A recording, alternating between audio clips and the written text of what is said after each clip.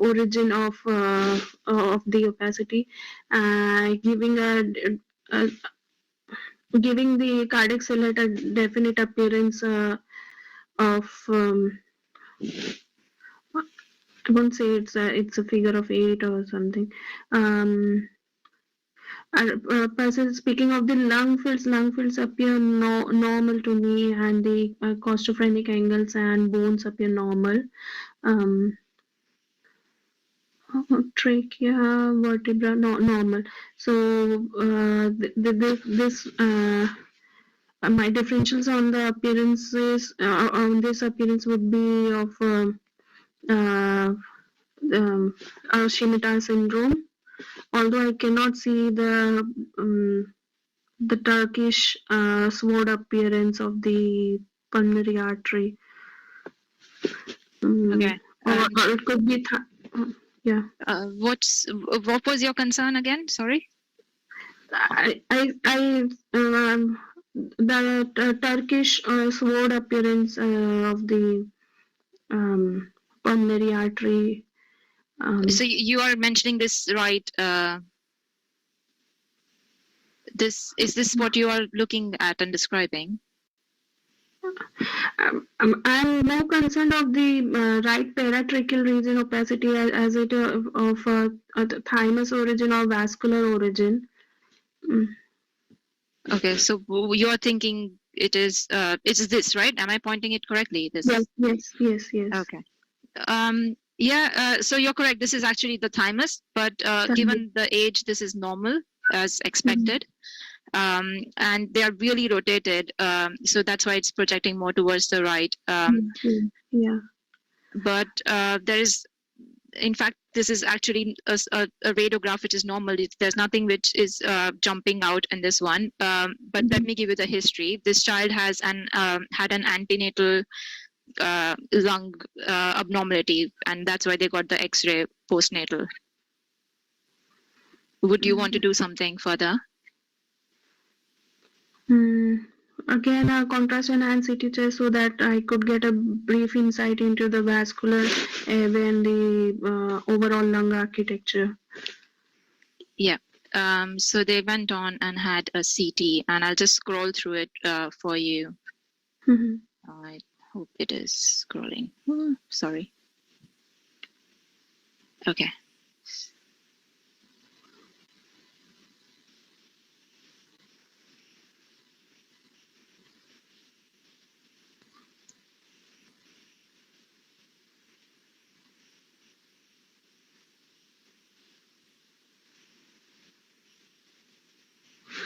So along the right pericardial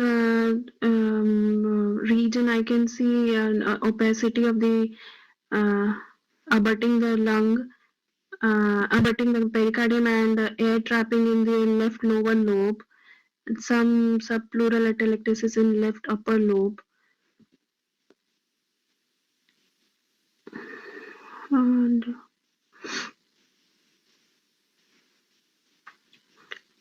so again, a lobar inflation in the left lower lobe. And can I see that opacity of the right pericardial region? What about the bronchus? Yeah, sorry, it's just loading. But I agree with you. There is left lower zone lucency, and there's paucity of lung markings of vascular markings in that region. So that is where your abnormality lies. The soft tissue which is seen along the it's just normal thymus. So I would not really be concerned about that. But the finding here of note on the CT is that there is the hyperlucency, which represents air trapping with reduced vascular markings. And the bronchus, you can trace it down almost up to the segment level, but then there is sorry, it's slow. Let me just so that soft tissue that you're seeing along the pericardium, that's just normal thymus. So I would not really focus much on that. And given the age, that is within their physiological thymic size. And the rest of the lungs are normal. So you gave the differential of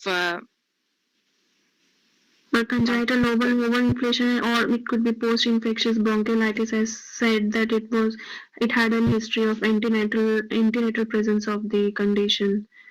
So, yeah. James. So actually, because this is antenatal, you would focus towards something that is like atresia or overinflation. So this is a case of actually bronchial atresia.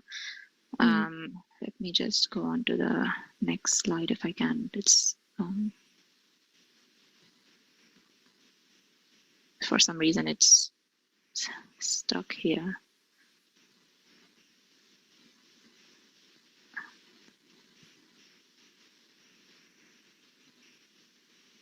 So just scrolling down again, you would be able to see the bronchial atresia, because that is yes. Left lower bronchus could not be tracked till the air trapping. Yes. And distal to that distal to that bronchial ending, you can see that that segment is the one that is involved, and that is the one that is hyperinflated.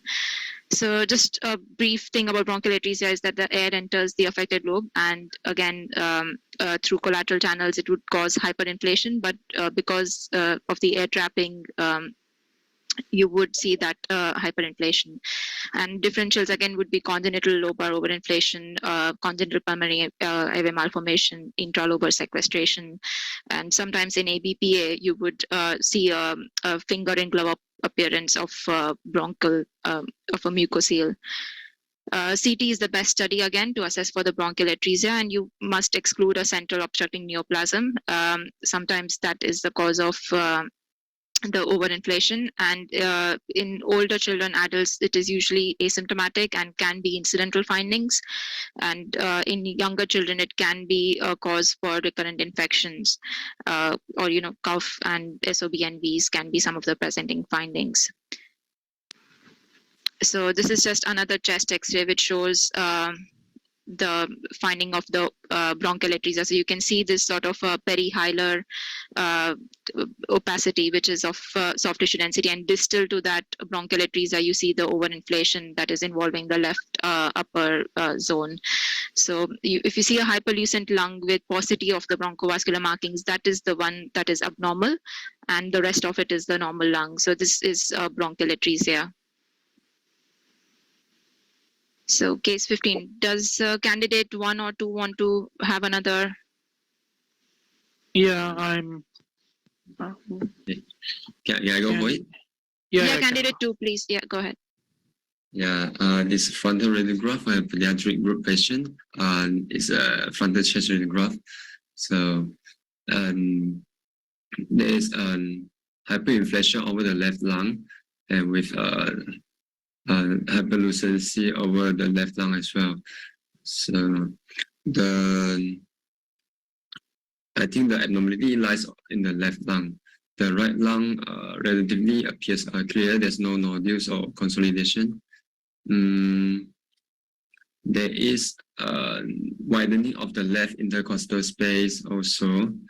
So there's an ill-defined cystic lucency over the left upper to mid zone, with a thin wall. With thin wall. And the pulmonary vasculature still can be seen superimposed at this region. So, okay. In conclusion, I would suspect my primary diagnosis would be left lung cystic lesion, CPEM, and also if there's previous infection, this could be a pneumothorax. And it could be due to lung cavity as well. So yeah, I will review the previous radiograph and to get further history from the referring physician. Okay, good, very good. The history is antenatal lung abnormality. So if it's detected antenatally, so I would suspect this is a CPAM. So CT chest could be helpful to differentiate this with the hybrid lesion. Perfect. So this is your CT chest. Okay, yeah. The selected images of the CT thorax in both mediastinal and lung window. This is a contrast study. I can see that there's cystic lesion at the left upper zone, and which I don't see any communication with the bronchial tree, and I did select the images and I don't see any systemic supply arterial or pulmonary drainage, the venous drainage to this lesion. There is also a hypodense lesion over the mediastinal region, which is next to the cranial. Yeah, there's the lesion. So still, I will review the rest of the imaging to see whether there's connection to the bronchial tree, and if there is, I would suspect the cystic lesion could be a CPAM. And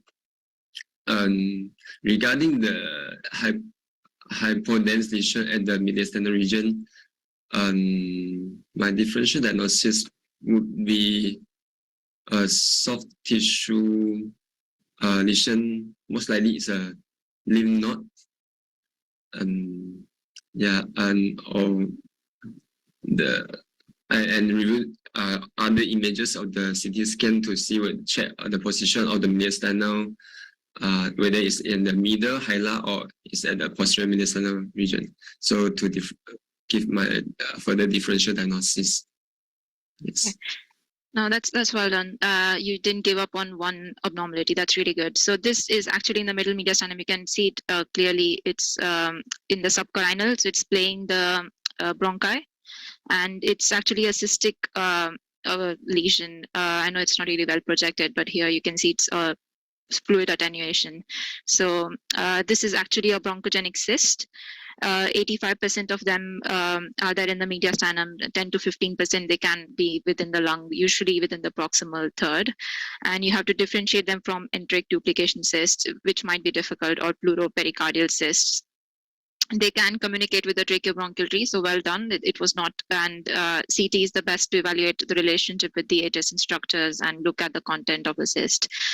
They can be associated with congenital malformations, as in this case with CPAMs and others. And often bronchogenic cysts are asymptomatic and they're picked up incidentally, but they can sometimes cause compression on the surrounding structures or become infected and cause repeated pneumonias.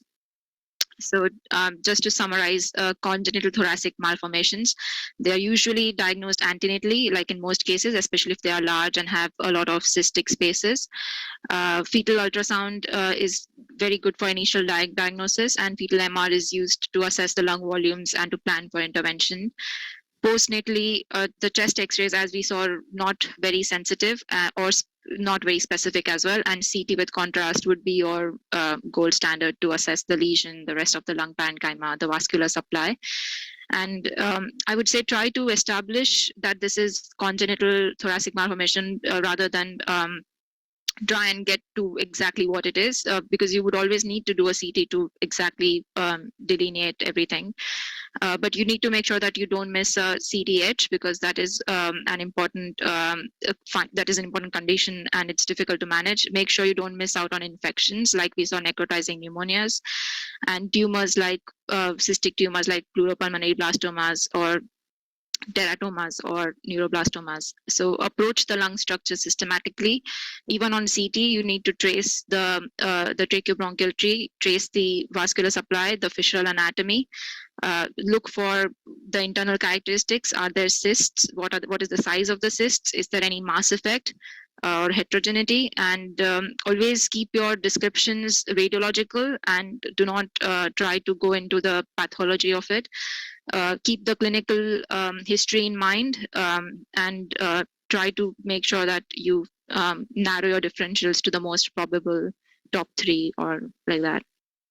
So there's a break, but I'm not sure if we can see all the cases after this. So let me just do a Q&A. Yeah, we're meant to finish at 9, so I thought we'd just go to the questions. Yeah. So I will start reading them out. Give me 2 seconds.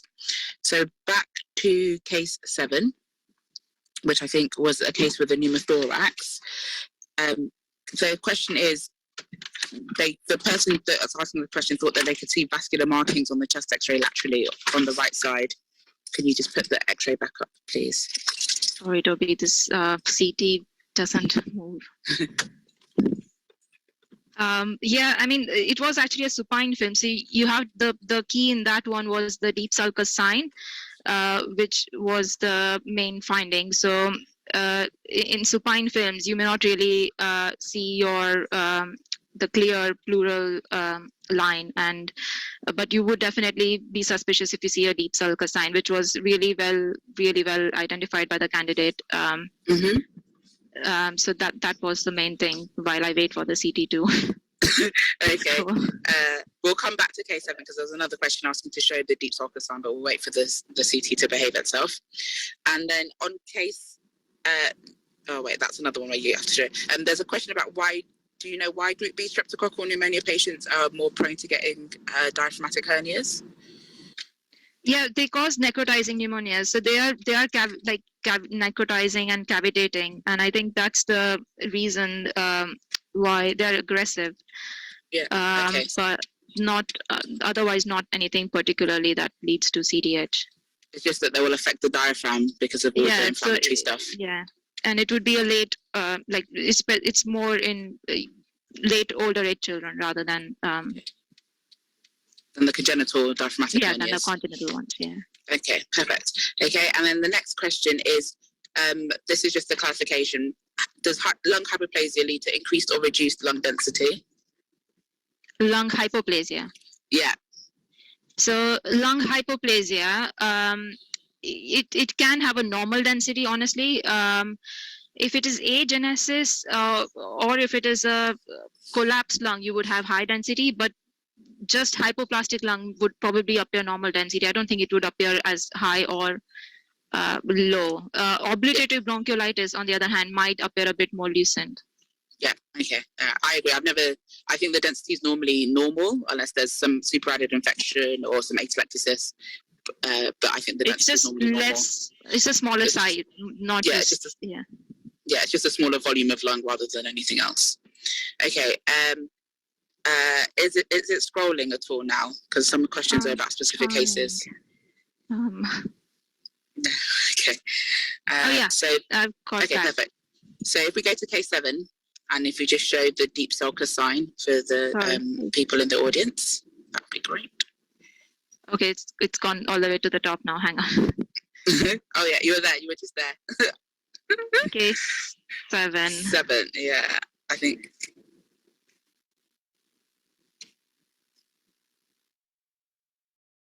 Yeah. So this is actually this was the 8 actually. You wanted the 7. Sorry. Oh yeah, sorry, case 8. Sorry, I got my cases wrong. Yeah. No, it's case 8. I think the one with the deep sulcus. Yeah, it's this one. Yeah.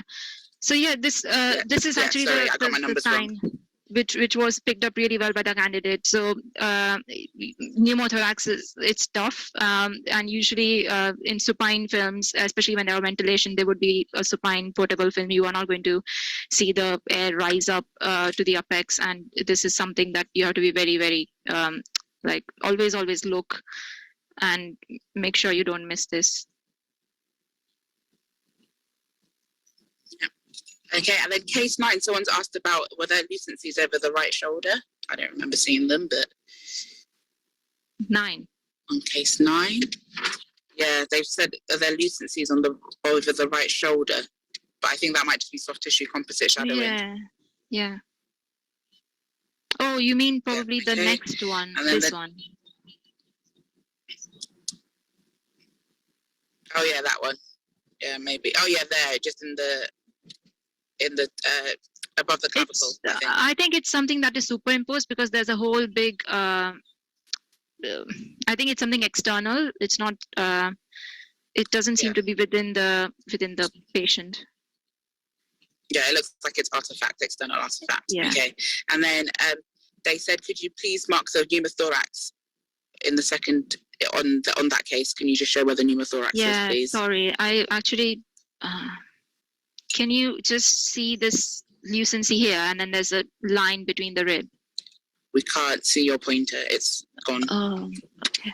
Can you see it zoomed? I zoomed it a bit. Yeah, we zoomed. Yeah, we can see it zoomed. Yeah. So here,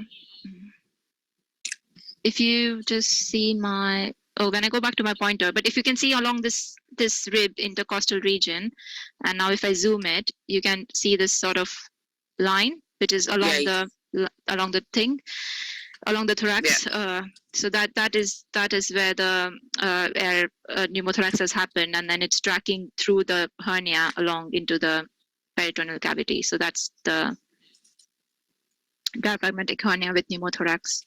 Okay, perfect. Thank you very much. And then, sorry, let me go back to my questions. The next question is on case 12. Why were the lung lobes atelectatic on the right side along with the area of overinflation? Case 9. Why was there areas? No, 12. Why were there areas of atelectasis with the overinflation? So usually these children, they have CT scans under GA sometimes, and when they have ET tubes in and they're under GA and sedation, they would have these atelectasis, dependent atelectasis. So, and this child also had the background of absent pulmonary valve syndrome, so they have had other they would have had interventions, and that also would lead to atelectasis. Oh yeah, it's okay. So it's a bit of chronic and a bit related to the general anaesthetic. Perfect. Yeah. And then how to differentiate hypodensity in lung as to whether it's from necrosis or trapped secretions in a pneumonia? It's a question. I feel like they look very different. So to differentiate hypodensity in the lung is or because of trapped secretions in a pneumonia. But I think secretions are normally hyperdense rather than hypodense. Yeah. If it's in a bronchus, you mean in a bronchocele? Yeah. They would, and bronchus is if the secretions are within a bronchus, it would be branching. So you would see them like fluid-filled branching within the lungs. But if the lung is not enhancing, like in this case, you would see it as a more like a blob. Or non-enhancing along the lung margins, and in chronic cases of bronchial mucus secretions, you would get them as hyperdense, as in case of AGPAs or. Okay, and do you have any specific windows you use to look to assess for necrosis or hypo-enhancement of the lung parenchyma?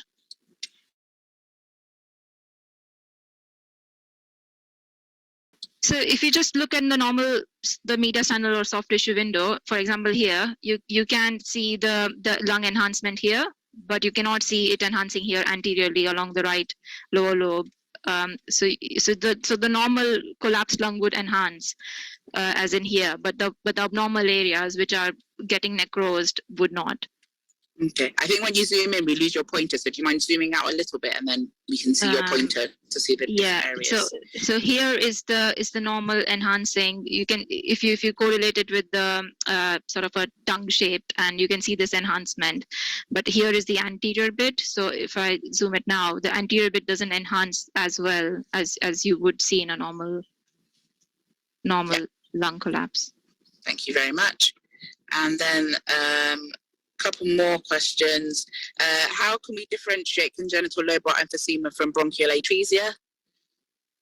That is a very difficult differential. I really admit to that. And you really need a CT stack to make sure. For example, this was the case of bronchial atresia, and I really am. I apologize for the painful, slow scrolling of the scan.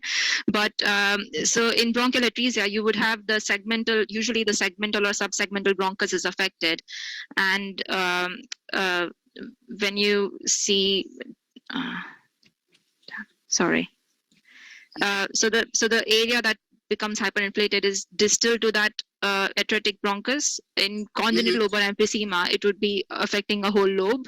So for example, here it's the whole of the right middle lobe, and you don't really have that blind ending sort of bronchus, which is distal to which you would see it. So I think that is the main differentiating factor that I see. And other thing is the location. So this would be in the right middle lobe and right up and lower left upper lobe. Well, that would be a segmental sort of affection, not a whole lobe. Yeah.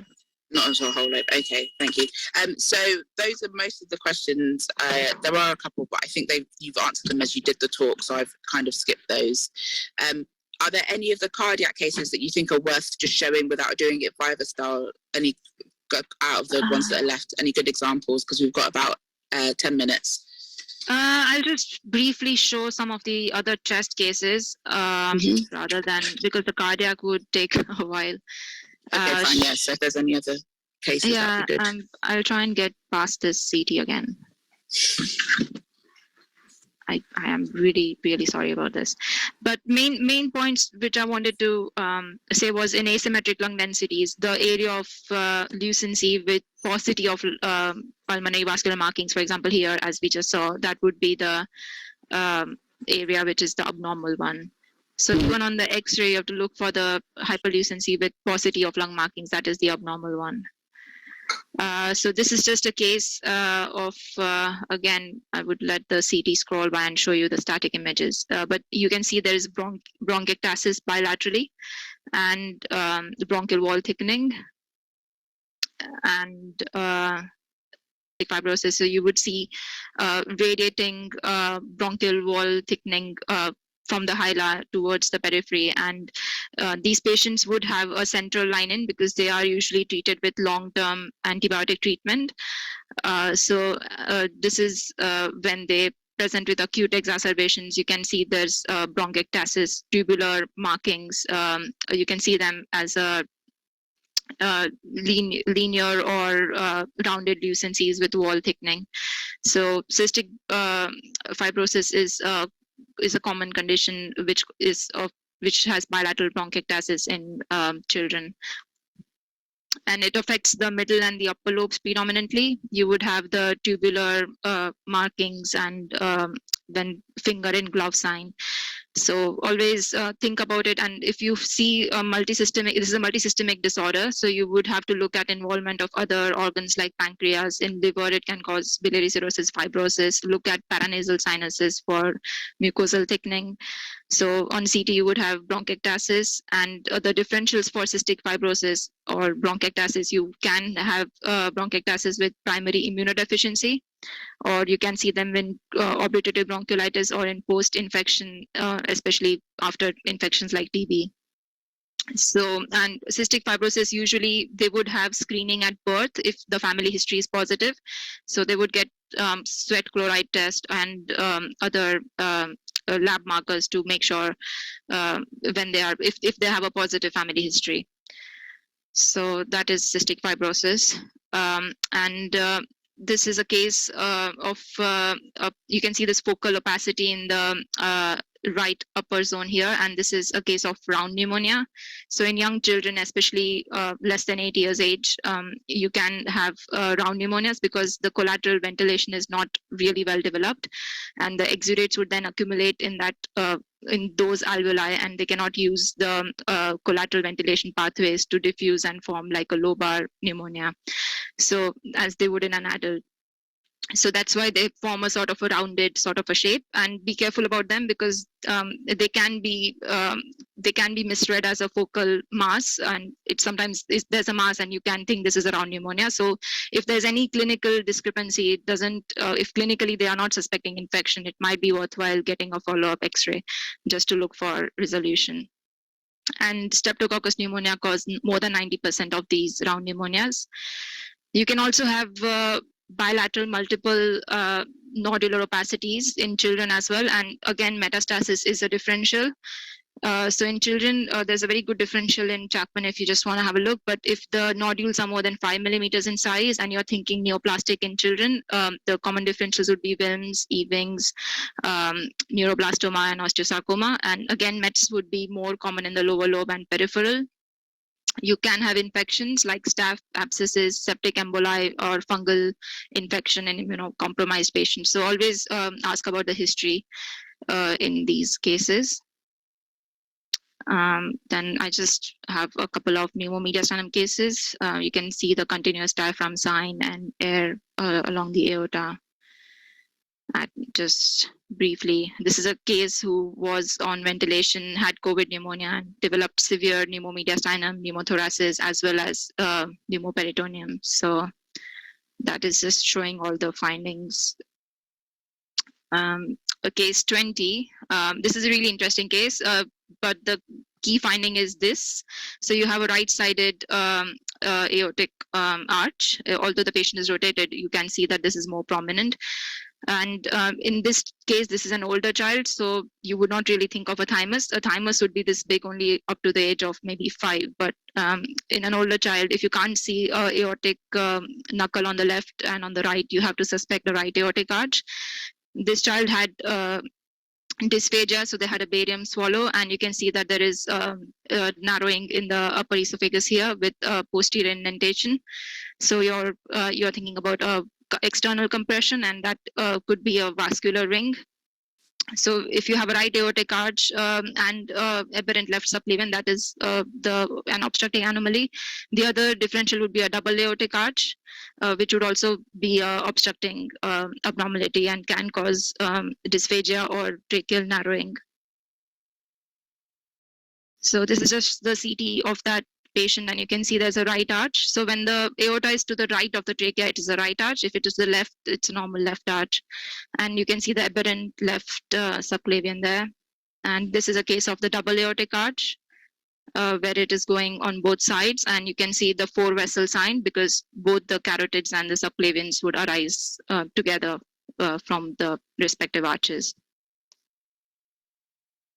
So just a brief on vascular ring and sling. So ring would be complete encircling of the trachea and esophagus, while a sling is when an anomalous LPA arises from the RPA. And if there is a stridor, you should always think of double aortic arch or an obstructing ring. And pulmonary, if there is no right aortic arch, then you have to consider a sling.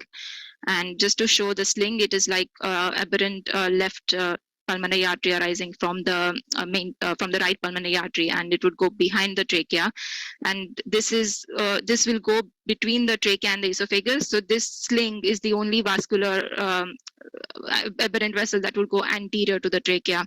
All the others would be anterior to the esophagus. All the others would be posterior to the esophagus on a swallow. So a sling is the only abnormal one which will go anterior to the esophagus. And this is a case of H-shaped tracheoesophageal fistula. So you can see that on swallow, positive oral contrast, you can see that there is opacification of the trachea as well as the esophagus. And you can see this very, very slender sort of a tracking of the contrast anteriorly. So this is a H-type of tracheoesophageal fistula.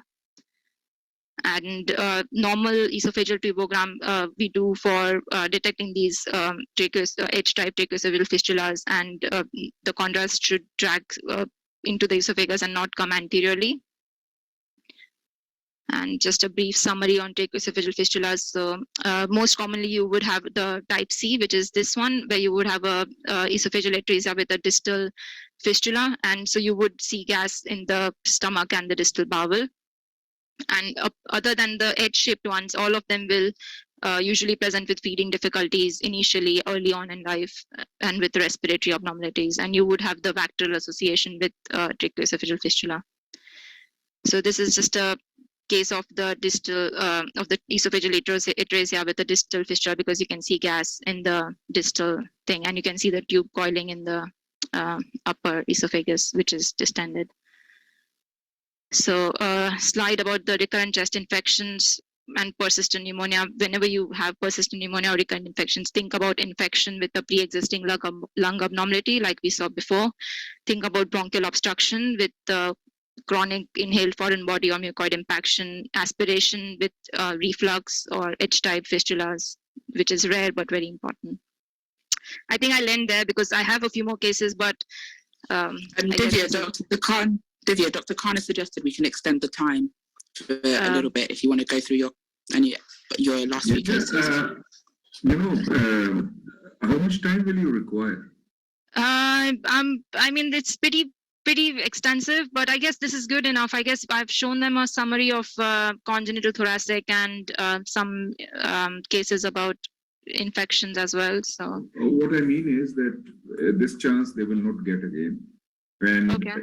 If we can easily extend it till 9:30. Those people who can, they will continue, and those who want to leave will leave. So okay, sure. I can do half an hour more. I have 3 cases which are still. Let's do half an hour. Yeah. Thank you.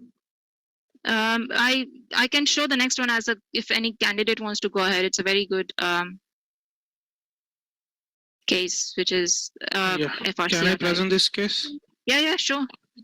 Yeah, Please. I've been provided with a frontal chest radiograph of skeletal immature patient who's showing evidence of the most prominent abnormality being a complete opacification of the right hemithorax, and there is evidence of a dense curvilinear opacity extending from the abdomen into the right hemithorax. I could not see the right hemidiaphragm separately. And there is mediastinal shift to the mediastinal tracheal contralateral shift to the left side, and there is no evidence of any pneumothorax. The aerated left lung appears normal, no pleural effusion on the left side. There is a bowel loop that is projecting over the mediastinum in the midline. And apart from this, the bones appear unremarkable, no focal lesions, no fractures. So summarizing my findings, right opaque hemithorax with a curvilinear density extending from the abdomen into the thorax, and bowel loop that is projecting over the mediastinum. So my principal diagnosis will be congenital veno-lobar syndrome with scimitar sign, and that's also. I will inform my findings to the referring clinician, and I'll inform the pediatric consultant in my routine practice, and would like to do a cross-sectional imaging to confirm my findings. Okay, that was good. But so did you say this was calcification, or did you say this was? I think it looks more like a dense curvilinear structure. Okay, but do you think it could be a vessel when there's a whole whiteout of the and what do you think about the mass effect, because there is a mediastinal shift to the left? Then there can be a concomitant pleural effusion also, or there can be a mass in the thorax also. Yeah, correct. So this is actually suspicious for a mass, because you can see that there is calcification, Okay. which is abnormal. Then if And it you is a have calcification, I think of a mass then. Yeah, and you would want to go with cross-sectional, which is absolutely right. And so this patient had a CT, and okay, hang on. Yeah. So I've been provided with a coronal and axial reformatted, and axial images of contrast CT chest showing evidence of a heterogeneously enhancing lesion with calcifications and fat densities within in the right and occupying the entire right hemithorax, causing contralateral mediastinal shift. And so may I know the age of the patient? So it's a toddler, maybe 2 years old. 2 years old. Okay. So I'm thinking of terms because of the calcification. I'm thinking of in terms of a neuroblastoma, but with the fat and everything, I think teratoma also will be a good differential diagnosis. the third to round up the diagnosis might be any soft tissue sarcoma. I would like to inform the findings and do a biopsy to confirm the same. Perfect. So I would put teratomas first, because whenever you see calcification and fat, always it's a germ cell tumor. And this patient had a teratoma, and usually they are seen as anterior mediastinal masses, and they account for approximately 25% of anterior mediastinal masses in children. In children less than 1 year age, immature ones are more common, and they may be detected antenatally, and almost 80% would occur in the anterior mediastinum, and they always contain fat and calcification, which is the diagnostic, that is what the money is. And they can rupture, they can cause mass effect, and they sometimes can have producing hormones like HCG or TSH. So the differential diagnosis would be other germ cell tumors, thymolipoma, but that is again not common in kids. And if it is large like this, it can also be an undifferentiated sarcoma, like you said, which can look similar and like a liposarcoma or any sarcoma, and the diagnosis then would be established by histopathology only. The other thing was that always do a contrast enhanced CT in these cases, because you want to see the relationship with the vessels, because if they want to go in and excise this, they want to make sure how it is related to the heart and to the large vessels. So make sure that you always do this with contrast as well. So next case. So I've been provided with a frontal radiograph of a skeletally immature patient. The most striking abnormality being there is opacification in the right paramediastinal region, and there is blunting of the right costophrenic angle. I couldn't see the right heart border separately from the lesion, and apart from this, the I could make out the left hemidiaphragm, and there is increased cardiac silhouette suggestive of a cardiomegaly. Okay. Yeah. So where do you think this? Where do you think it lies? Yeah, I think it is in the anterior mediastinum because it's showing loss of cardiac silhouette with the right cardiac border. There is no evidence of any scalloping or erosion of the ribs. Correct. And you can see a hilum overlay sign as well. You can see the hilum through the thing as well. So really well described. And what would you do next? Yeah, I would inform the findings to the referring clinician, and in my routine practice, inform my pediatric colleague and do a cross-sectional imaging, likely contrast and CT for further evaluation. Yeah, well done. And this is your CT. Okay. These are the contrast and CT images of the same patient, showing evidence of a homogeneously enhancing lesion, which is showing loss of fat planes with the vessels, great vessels of the thorax, and it is a conglomerate, looks like a conglomerated lymph nodal mass in the female patient.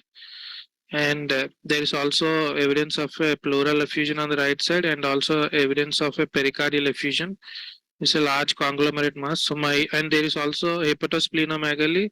So keeping in with these features of interpretation, likely to be a lymphoma, which in this patient. So I'll inform the findings to the referring clinician, inform a pediatric colleague, do oncology MDT, and do a biopsy for histochemistry for further treatment and management, and compare with previous image. Excellent. That's wonderful. This child actually has a new ALL diagnosis. So remember, in kids, leukemia also is an important differential for such mediastinal soft tissue abnormalities. I have a small doubt. Is there a hydropneumothorax on the right side? I think lung window has not been provided, but on this side, yeah, they had they've had a chest drain put in, so they would have after that effusion. Okay. So that is just interventional. But they had new ALL diagnosis with a white cell count of more than 100. So it is in the spectrum of lymphoproliferative disorders, and leukemia is an important differential. And this is another case. So I've been provided with a AP erect radiograph of a skeletally immature patient. The main positive finding being here a complete opacification of the left hemithorax with the lucency in the left upper zone, causing contralateral mediastinal and tracheal shift, could not make out the left hemidiaphragm. The right CP angle is obscured. Left CP angle, costophrenic angle is obscured. Yeah, the visualized bones. Yeah, I couldn't make out.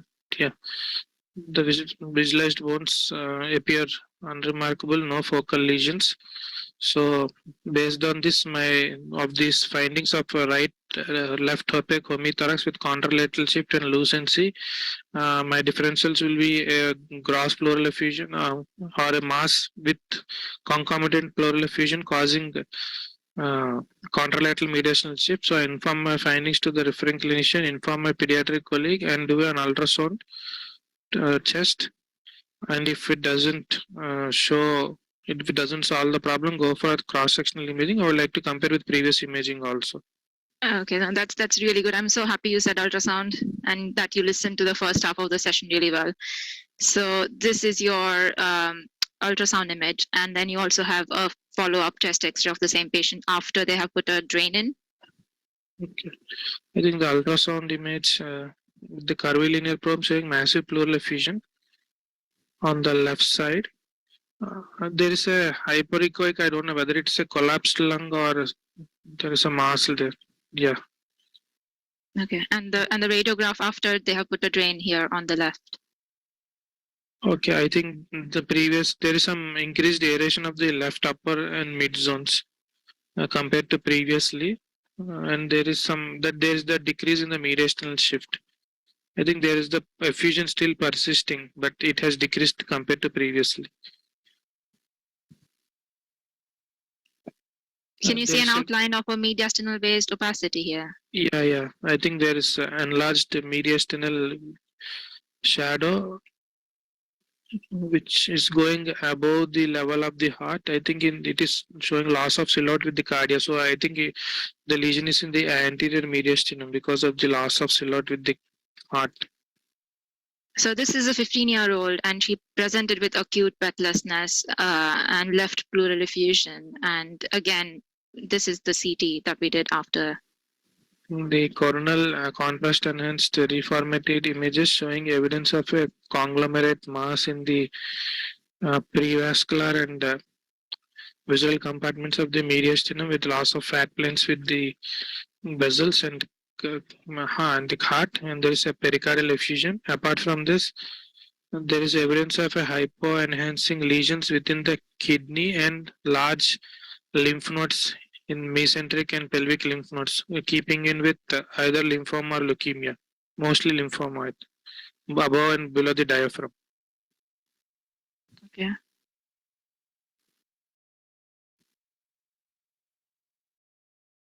And inform the findings to the referring clinician and inform the pediatric colleague and do a biopsy for further evaluation. Okay. They also have filling defects here. I'll just zoom it for you.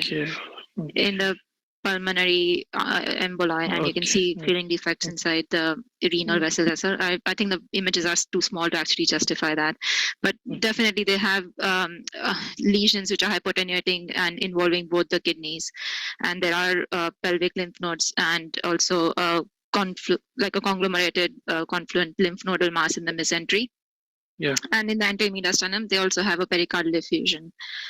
So this patient also has a blastic phase of the lymphoma, and so basically lymphoma leukemia, you have to be aware that they are in the spectrum of what I called is SALTI. They are like the lesions which you have to keep in mind can appear as anything. So in SALTI, I consider sarcoidosis, amyloidosis, lymphoma leukemia, tuberculosis, and inflammatory IgG4 disease. So these five, that acronym of SALTI, you have to be very careful. And on CT, these lymphoma leukemias, they would appear as soft tissue attenuation masses. They are smooth, lobulated margin. They'll conform to the surrounding structures. So they won't really invade through, and but they would encase and they would compress the vessels. That is called the sandwich sign. They would not really obstruct them completely like aggressive tumor, but they would just go around them and sort of form around them. And you would see a pleural effusion in 50% of the cases, which is usually unilateral, as you saw, and that was a pleural deposit. within the ultrasound. So ultrasound really helps to see whether there is some involvement of the pleura, thickening, or nodular appearance. They also have pericardial effusion commonly, as you saw in both the cases, and less commonly they can invade the lung parenchyma and have chest wall invasion. But calcification is not common in lymphoma leukemia unless they have had therapy, and then it's post treatment related calcifications. And usually these patients, they appear dramatically, but when they are given treatment, these lymphomatous lesions, they would just melt away with near complete resolution. Always think about doing PET CT because that is the imaging of choice for complete lymphoma staging and to assess the response to treatment. They have a Deauville score, which is usually used to see response. And the differential diagnosis would be thymomas, especially when the thymus is involved, and thymic rebound or hyperplasia post-treatment.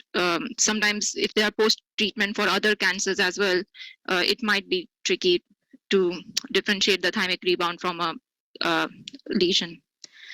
And just a brief thing about middle mediastinal masses, although we didn't see anything, but you would see the widened paratracheal stripes, and you would see the displaced recess, and you wouldn't see it's like the opposite of what you saw in the anterior mediastinal. So in approach to mediastinal masses, the chest X-ray is important, but always do the CT with contrast for further assessment. MRI is important for the posterior mediastinal masses, especially to assess for the intraspinal extension. And in children, you would commonly see neuroblastomas. So that is important that you look at intraspinal extension in neuroblastomas. So just a brief summary on the anterior, middle, and posterior mediastinal masses. The anterior one, the 4Ts, which is the thymus, thymic rebound, lymphadenopathy, teratoma, thymic infiltration, which can be in leukemia, lymphoma as well, thymoma, thymic cyst. Morgagni hernias are an important anterior mediastinal mass as well, and vascular malformations. Middle mediastinum, you can have lymphadenopathy, as we just saw. You can have bronchopulmonary foregut malformation. We saw the bronchogenic cyst, which was in the middle mediastinum and splaying the carina.